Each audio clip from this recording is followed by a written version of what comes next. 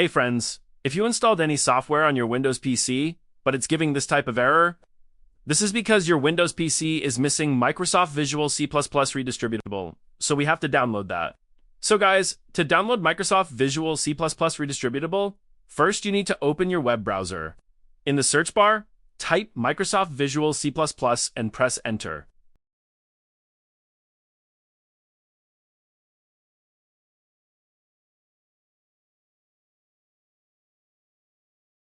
From the search results, open the official Microsoft page. Now, scroll a little and click on First Link.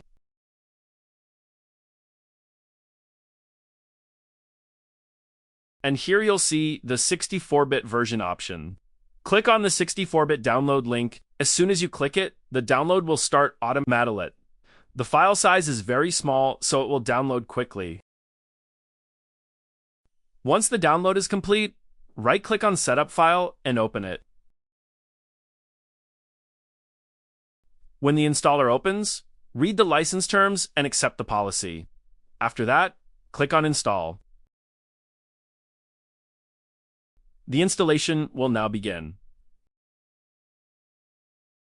Once it finishes, close the tab. Now, if I try,